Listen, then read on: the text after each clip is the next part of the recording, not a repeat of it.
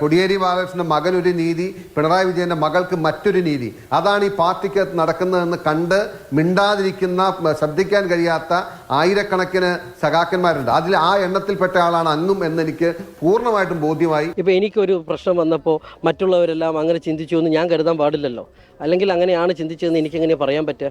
അപ്പം ഞാൻ ചിന്തിക്കുന്നത് അങ്ങനെയല്ല. എൻ്റെ അടുത്ത് ഒരു സമീപനം ഇങ്ങനെ കാണിച്ചതുകൊണ്ടല്ലേ, അല്ലെങ്കിൽ നിങ്ങൾക്ക് അത്തരത്തിലുള്ള നിലപാടല്ലല്ലോ എടുത്തതെന്നൊന്നും പറയുന്നത് ഈ അവസരത്തിൽ ശരിയായ രീതിയല്ല. എനിക്കെന്ത് വിഷമം?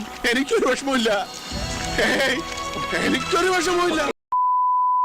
ഇവിടെ ശ്രീ പി ജയരാജൻ, ഒരു അന്വേഷണ ഉദ്യോഗസ്ഥ സംഘത്തിന് ജീവനോടെ മടങ്ങാൻ കഴിഞ്ഞത് തന്നെ അത്ഭുതം എന്ന നിലയിലാണ് ഇപ്പോൾ കാര്യങ്ങൾ.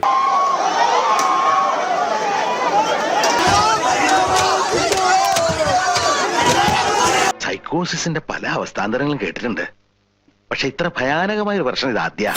ഏത് ഇന്ത്യൻ പൗരന് ഒരു പരാതി കൊടുക്കാമല്ലോ, അതുപോലെ പരാതി കൊടുത്ത ആളാണ് ഷോൺ ജോർജ്. പരാതി കൊടുത്ത ആളുടെ വീട്ടിലേക്ക് മാർച്ച് നടത്തുക എന്നൊക്കെ കേട്ടുകേൾവില്ലാത്ത കാര്യമാണ്. നിനക്കൊക്കെ 10 പൈസയുടെ വിവരമുണ്ടോ? ഈ CPM-ന്റെ പോളിറ്റ് ബ്യൂറോ അംഗമായിട്ടുള്ള പിണറായി രാഷ്ട്രീയമായി തകർക്കാൻ വേണ്ടി കമ്മ്യൂണിസ്റ്റ് വിരുദ്ധന്മാര് കഴിഞ്ഞ കുറേ കാലമായി കേരളത്തിൽ പരിശ്രമിച്ചുകൊണ്ടിരിക്കുകയാണല്ലോ. തോന്നി അതങ്ങനെ വരൂ, അതങ്ങനെ സംഭവിക്കൂ. ഈ ലോകത്തിനൊരു അതിന്റെ ഒരു പുതിയ ചുവടുവെപ്പാണ് ഇന്ന് ഈ 11 ഇടങ്ങളിൽ നടന്നിട്ടുള്ള EDയുടെ റെയ്ഡ്. നിന്നോടൊന്നും പറഞ്ഞിട്ട് കാര്യമില്ല. നോ ഇൻഫർമേഷൻ, വിവരമില്ല. ഇവിടെ കോൺഗ്രസ് നേതാവായിട്ടുള്ള മാത്യു കുഴൽനാടൻ പറയുന്നത് എനിക്ക് അമിതാവേശമില്ല എന്നാ. അദ്ദേഹത്തിന് ആവേശം തോന്നില്ല. കാരണം എന്താണെന്നറിയോ? അതെന്നാ നിനക്കറിയത്തില്ലേ? അദ്ദേഹം നിയമസഭക്കകത്തും പുറത്തും പല കാര്യങ്ങളും പറഞ്ഞിട്ടുണ്ട്. അത് നിയമപരമായിട്ട് ഉള്ളൊരു നടപടിയാക്കി മാറ്റാൻ ഒരു വക്കീലായിട്ട് അദ്ദേഹം പരിശ്രമിച്ചു. എവിടെയൊക്കെ പോയി, വിജിലൻസ് കോടതി, അതുപോലെ തന്നെ ഹൈക്കോടതി, പിന്നെ സുപ്രീം കോടതി, അവിടെ നിന്നൊക്കെ തലക്ക് നല്ല മേട് കിട്ടി ഈ വക്കീലിന്. ഈ അറിവ് എവിടെ നിന്ന് കിട്ടി? പത്രത്തിൽ നിന്ന് അടിച്ചു മാറ്റിയതാ. വക്കീലന്മാരുടെ കൂട്ടത്തിൽ അപൂർവം ചില വക്കീലന്മാരുണ്ട്. പിന്നെ തോൽക്കുന്ന ഹർജി ചില വക്കീലന്മാര് പണം കിട്ടുമെങ്കിൽ ആ കേസ് ഏറ്റെടുക്കാറുണ്ട്. അതേപോലെയുള്ള ഒരു വക്കീലിന്റെ ഇടപെടൽ ഈ കേസിൽ നടന്നിട്ടുണ്ട്. ഒരുമാതിരി ചൊറിഞ്ഞു വരുന്നുണ്ട് നിന്റെ വർത്താനം കേട്ടിട്ട്. ഇവിടെ എന്താ വിഷയം? എക്സാലോജിക് എന്ന കമ്പനിയും പിണറായിയുടെ മകൾ വീണയുടെ കമ്പനിയും തമ്മിൽ ഒരു എഗ്രിമെന്റ് ഒപ്പിടുന്നു. എന്നിട്ട് ഇപ്പോൾ നമ്മുടെ നാട്ടിലൊക്കെ ഇലക്ട്രിസിറ്റി ലൈനുകൾ പഞ്ചായത്തായാലും മുനിസിപ്പാലിറ്റി ആയാലും അത് ഒരു വർഷത്തേക്ക് റിപ്പയർ ചെയ്യാനോ അല്ലെങ്കിൽ എന്തെങ്കിലും മാറ്റങ്ങൾ വരുത്താനോ കൃത്യമായിട്ട് വൈദ്യുതി പ്രസരിപ്പിക്കാൻ, അത് വൈദ്യുതി വിളക്കുകൾ കത്തിക്കാനൊക്കെ ആനുവൽ മെയിൻ്റനൻസ് കോൺട്രാക്ട് ഒപ്പിടാറുണ്ട്. ഇവിടെ എക്സാലോജിക് കമ്പനി വീണയുടെ കമ്പനിക്ക് കൊടുത്ത പ്രതിഫലത്തെ സംബന്ധിച്ച് അവർക്ക് യാതൊരു പരാതിയുമില്ല. എക്സാലോജിക് കമ്പനിക്ക് യാതൊരു പരാതിയുമില്ല. താൻ എന്ത് തേങ്ങാ കൊലയാണോ ഈ പറഞ്ഞുകൊണ്ട് വരുന്നത്? ഇവിടെ വീണയ്ക്ക് യാതൊരു പരാതിയുമില്ല. ആർക്കാ പരാതി? ഈ ഷോൺ ജോർജിന് പരാതി ഉണ്ടാവും. അദ്ദേഹവും കുഴൽനാടനുമൊക്കെ മത്സരിച്ചുകൊണ്ട് പിണറായി വിജയനെ പ്രതിക്കൂട്ടിൽ കയറ്റാൻ, അദ്ദേഹത്തിന്റെ മേലെ ചെളിവാരി എറിയാൻ വേണ്ടി ആസൂത്രിതമായ പല പരിശ്രമങ്ങളും നടത്തിയിട്ടുണ്ട്. മുതലാളിക്ക് വിവരമില്ലെന്ന് നാട്ടുകാർ പറയാറുണ്ടെങ്കിലും അത് ഇടയ്ക്കിടയ്ക്ക് ഇങ്ങനെ തെളിയിക്കരുത്. ഷോൺ ജോർജ് ഇവിടെ പറഞ്ഞിട്ടുള്ള ഒരു വാക്ക് ഞാൻ പ്രത്യേകമായിട്ട് എടുത്തു കളിയാണ്, കൊട്ടേഷൻ. ആ കൊട്ടേഷൻ ആരാണ് ഏറ്റെടുക്കുന്നത് എന്ന് ഷോൺ ജോർജ് സ്വയം പരിശോധിച്ചാൽ മതി. ആ കൊട്ടേഷന്റെ പല വിവരം ഞങ്ങൾ എടുക്കേണ്ടത്. അപ്പൊ അതുകൊണ്ട് കൊട്ടേഷൻ എടുത്തുകൊണ്ട് ഒരു പാർട്ടി നേതാവിനെ, CPM-ന്റെ നേതാവിനെ കരിവാരി തേക്കാനുള്ള ഒരു യത്നവും വിജയിക്കാൻ വേണ്ടി പോകുന്നില്ല. അദ്ദേഹത്തിന്റെ പിണറായിയുള്ള വീട്ടിന് മുമ്പിൽ റെയ്ഡ് നടക്കുന്നത് അറിഞ്ഞിട്ട് ഞാനൊക്കെ അവിടെ പോയി. ഞാൻ ഉൾപ്പെടെയുള്ള പാർട്ടി നേതാക്കന്മാർ അവിടെ എത്തി. സ്ത്രീകളും പുരുഷന്മാരും അടക്കം അവിടെ എത്തി. കാരണം അദ്ദേഹത്തിന്റെ പിണറായി വിജയന്റെ പൊതുജീവിതം ആളുകൾക്ക് മുമ്പിൽ ഒരു തുറന്ന പുസ്തകമാണ്.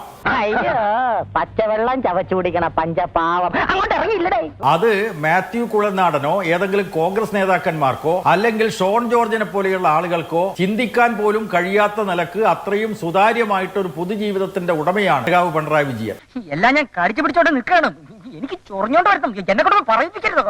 അവിടെ എന്താ ഒരു അനിഷ്ട സംഭവം ഇല്ലാതിരുന്നത്? പോലീസിന്റെ അധികാരികൾ വന്നു. അവിടെ ഈ EDയുടെ 15ഓളം ഉദ്യോഗസ്ഥന്മാര് രാവിലെ 6 മണിക്ക് പോയി. എന്നിട്ട് 8:30 മണി മുതൽ റെയ്ഡ് നടത്തി 2 മണി വരെ ആ റെയ്ഡ് തുടരുന്നു. അവിടെ എന്താ കണ്ടെത്തിയത്? ഒന്നും കണ്ടെത്തിയില്ല. അതാ നിന്റെ വിഷമം? ഒന്നും കണ്ടെത്തിയില്ല എന്ന് നോക്കണം. നമ്മുടെ രാജ്യത്ത് നിയമവ്യവസ്ഥ നിലനിൽക്കുന്നുണ്ടെന്നാണല്ലോ താങ്കളൊക്കെ പറയുന്നത്. ആ നിയമവ്യവസ്ഥ നിലനിൽക്കുന്ന ഒരു രാജ്യത്ത് ഇത്രയും മണിക്കൂർ അവിടെ റെയ്ഡ് ചെയ്തിട്ട് എന്താ അവർ കണ്ടെത്തിയത്? ഒന്നും കണ്ടെത്തിയിട്ടില്ല എന്ന് പറഞ്ഞിട്ട് ആ വീടിന്റെ കസ്റ്റോഡിയനായിട്ടുള്ള നാണുവട്ടന് എഴുതി കൊടുക്കേണ്ടി വന്നല്ലോ. അതിനൊന്നും ഇല്ലേ? ഇന്നലെ ഹൈക്കോടതിയിൽ നിന്ന് അന്വേഷണം തുടരാമെന്നുള്ള വിധി വാങ്ങിച്ചതിന് ശേഷം ED ഉദ്യോഗസ്ഥന്മാർക്ക് ഒരു കാര്യം ചെയ്യാമല്ലോ. ഒന്ന്, വീണയാണെങ്കിൽ വീണയെ വിളിച്ചു വരുത്താലോ, നോട്ടീസ് കൊടുക്കാലോ. എന്താ നോട്ടീസ് കൊടുക്കാതിരുന്നത്? ചേട്ടന് ഇതിനെപ്പറ്റി വലിയ ധാരണയില്ലല്ലേ? അപ്പോൾ യഥാർത്ഥത്തിൽ ED എന്ന് പറയുന്നത് ഇന്ത്യയിലെ സംഘപരിവാറിൻ്റെ രാഷ്ട്രീയ അജണ്ട നടപ്പാക്കാനുള്ള എക്സ്ട്രാ ഡിപ്പാർട്ട്മെന്റ് ആണ് എന്ന് കഴിഞ്ഞ കേസുകളിലൊക്കെ തെളിയിച്ചിട്ടുണ്ട്. എന്റെ പൊന്നണി, എനിക്ക് അറിയാൻ പാടില്ലായിട്ട് ചോദിക്കുക. നീ ഒരു ഒറ്റ ഡയലോഗ് വെച്ച് എത്ര കാലം ഈ ഫീൽഡിൽ പിടിച്ചേക്കും? തിരുവനന്തപുരത്ത് സംഭവിച്ചത് ഇങ്ങനെയുള്ള ഒരു ജനാംഗീകാരമുള്ള ഒരു നേതാവിന്റെ വീട്ടിൽ റെയ്ഡ് ചെയ്യുമ്പോൾ അത് എന്തെങ്കിലും കണ്ടെത്തിയിട്ടുണ്ടെങ്കിൽ കണ്ടെത്തട്ടെ. പക്ഷേ ആ റെയ്ഡിന് ശേഷം പോലീസ് ഉദ്യോഗസ്ഥന്മാരെ, ED ഉദ്യോഗസ്ഥന്മാരെ പുറത്ത് കൊണ്ടുവരുന്ന അവസരത്തിൽ ഈ പ്രതിഷേധം പ്രകടിപ്പിക്കുന്ന ജനക്കൂട്ടത്തിന്റെ ഇടയിലൂടെ കൊണ്ടുവരിക എന്നത് തീർച്ചയായിട്ടും ബുദ്ധിമോശമാണ്. അവൻ പോലീസിനെ വിളിക്കുന്നു പറഞ്ഞപ്പോ ദാ അവിടെ ഇരിക്കുന്ന പൂച്ചട്ടി എടുത്ത് അവന്റെ തലയിൽ ഒറ്റ അടി വെച്ചു കൊടുത്തു. അവനെ ആശുപത്രി കൊണ്ടുപോയി. ഞാൻ വേറെ ഒന്നും ചെയ്തില്ല, ഇത്രേ ചെയ്തുള്ളൂ. അതിനാണ് ഇവന്മാർ ഇങ്ങനെ ബഹളം വെക്കുന്നത്. ആ ബുദ്ധിമോശമുള്ള നടപടിയാണ് ആ പോലീസ് ഉദ്യോഗസ്ഥന്മാർ സ്വീകരിച്ചത്. അതിന്റെ ഫലമായിട്ട് ചില അനിഷ്ട സംഭവം ഉണ്ടായിട്ടുണ്ട്. അത് കേസെടുക്കട്ടെ, അന്വേഷിക്കട്ടെ. പക്ഷേ ഇത് CPM തീരുമാനിച്ചതിന്റെ അടിസ്ഥാനത്തിലുള്ള ഒരു അക്രമമാണ് എന്ന് വാദിക്കുന്നത് ശരിയല്ല എന്നതാണ് എന്റെ അഭിപ്രായം. കോടിയേരി ബാലകൃഷ്ണന്റെ മകൻ ഒരു നീതി, പിണറായി വിജയന്റെ മകൾക്ക് മറ്റൊരു നീതി. അതാണ് ഈ പാർട്ടിക്കകത്ത് നടക്കുന്നതെന്ന് കണ്ട് മിണ്ടാതിരിക്കുന്ന, ശ്രദ്ധിക്കാൻ കഴിയാത്ത ആയിരക്കണക്കിന് സഖാക്കന്മാരുണ്ട്. അതിൽ ആ എണ്ണത്തിൽപ്പെട്ട ആളാണ് അങ്ങും എന്നെനിക്ക് പൂർണ്ണമായിട്ടും ബോധ്യമായി.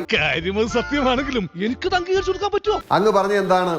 ആനുവൽ മെയിൻ്റനൻസ് കോൺട്രാക്ടിന്റെ പേരിൽ പിണറായി വിജയന്റെ മകൾ കോടിക്കണക്കിന് രൂപ വാങ്ങിയതിനെ ന്യായീകരിക്കണം എന്നല്ലേ അങ്ങ് പറഞ്ഞത്? വിവരമില്ലാത്ത ടൈലർമാരെ കൊണ്ട് നാട് നിറഞ്ഞു. സഖാവായ കമ്മ്യൂണിസ്റ്റായ P. ജയരാജൻ പറഞ്ഞത് അങ്ങ് തന്നെ വന്നിരുന്ന് ന്യായീകരിക്കണം ഇതുപോലുള്ള കാര്യങ്ങൾ. ബുദ്ധിയില്ലെങ്കിൽ എന്താ ചെയ്യാ? അതായത് സോഫ്റ്റ്വെയർ ഇവിടെ മാർക്കറ്റിൽ പോയി 4000 രൂപയ്ക്കും 3000 രൂപയ്ക്കും 2000 രൂപയ്ക്കും കിട്ടുന്ന സോഫ്റ്റ്വെയർ, ആ സോഫ്റ്റ്വെയറിന്റെ ആനുവൽ മെയിൻ്റനൻസിന് കോടിക്കണക്കിന് രൂപ കൊടുക്കണമെന്ന് പറയുന്നത് അത് ന്യായീകരിക്കേണ്ടതാണെന്ന് P. ജയരാജനെ പോലുള്ള കമ്മ്യൂണിസ്റ്റ് സഖാക്കന്മാർ തന്നെ വന്ന് കേരളത്തിന്റെ പൊതുസമൂഹത്തോട് പറയട്ടെ. ആ തേണ്ടി തൊലി ഇരിക്കുകയാണ് ഉത്തമ, സഹിക്കുക അല്ലാതെ എന്ത് ചെയ്യാ? വീണ വിജയന് പണം കൊടുത്ത CMRL കമ്പനിക്ക് കുഴപ്പമില്ല, വീണ വിജയനും കുഴപ്പമില്ല. പിന്നെ ആർക്കാണ് കുഴപ്പം? അത് അദ്ദേഹം ചോദിച്ചു. എനിക്കാണ് കുഴപ്പം, എനിക്ക്. അയ്യോ, അങ്ങനെ പറഞ്ഞൂടാ. ആദ്യം മനസ്സിലാക്കേണ്ടത് CMRL എന്ന് പറയുന്നത് ഒരു പബ്ലിക് ലിമിറ്റഡ് കമ്പനിയാണ്. അതിന് ഷെയർ ഹോൾഡേഴ്സ് ഉണ്ട്. അത് വീണ വിജയനും അല്ലെങ്കിൽ CMRL കമ്പനിയും കൂടെ സൗകര്യമുള്ളത് കാണിക്കാൻ പറ്റുന്ന കാര്യമല്ല. അതിന് എല്ലാ വർഷവും അതിന് കൃത്യമായ ഓഡിറ്റിംഗ് നടത്തി ലാഭനഷ്ട കണക്കുകൾ പ്രസിദ്ധീകരിച്ച് അത് സെബിയുടെ നിയമപ്രകാരം, സെക്യൂരിറ്റി എക്സ്ചേഞ്ച് ബോർഡ് ഓഫ് ഇന്ത്യയുടെ നിയമപ്രകാരം കൃത്യമായ ലാഭവിഹിതം ഷെയർ ഹോൾഡേഴ്സിന് കൊടുക്കണം. അതൊന്നും എനിക്കറിയാൻ മേല. ഇങ്ങനെ എന്തെങ്കിലുമൊക്കെ പറയുമ്പോഴേ എന്റെ മനസ്സിനൊരു സന്തോഷം ഉണ്ടാവുള്ളൂ. ഞാൻ എന്റെ സന്തോഷം നോക്കിയാ പോരെ. മാത്രമല്ല 13.14% ഈ CMRL കമ്പനിയുടെ ഷെയർ ഹോൾഡ് ചെയ്യുന്നത് സംസ്ഥാന സർക്കാരാണ്. അത് വല്ല ഇവനറിയോ സാറേ? എടാ ഒന്നും മിണ്ടാതിരിക്കാളിയ മണ്ടത്തരം പറയുന്നത്. 13% സംസ്ഥാന സർക്കാരിന് ഷെയർ ഉള്ള ഒരു കമ്പനിയിൽ നിന്നാണ് വീണ വിജയൻ ഈ പണം അനധികൃതമായി കൈപ്പറ്റിയിട്ടുള്ളത്. 1,72,00,000 രൂപയല്ല, ഈ നിമിഷം വരെ ഏറെക്കുറെ വീണ വിജയൻ കൈപ്പറ്റിയിട്ടുള്ളത് 2,72,100,000 രൂപയാണ്. ഇതാണ് ആ റിപ്പോർട്ട്. എന്താ ഉറക്കം വരുന്നു. ഏറ്റവും രസകരമായ കാര്യം, ഇൻകം ടാക്സിന്റെ റെയ്ഡിന് ശേഷവും 2020-21 കാലഘട്ടത്തിൽ 10 ലക്ഷം രൂപ വീണ വിജയന്റെ കമ്പനി കൈപ്പറ്റിയിട്ടുണ്ട്. മാത്രമല്ല, ഇനി വേറെയും പറയാം. ഇനിയും കേൾക്കാനുള്ള മുസ്ലിം പോർ ഇദ്ദേഹത്തിനില്ല. അയ്യോ.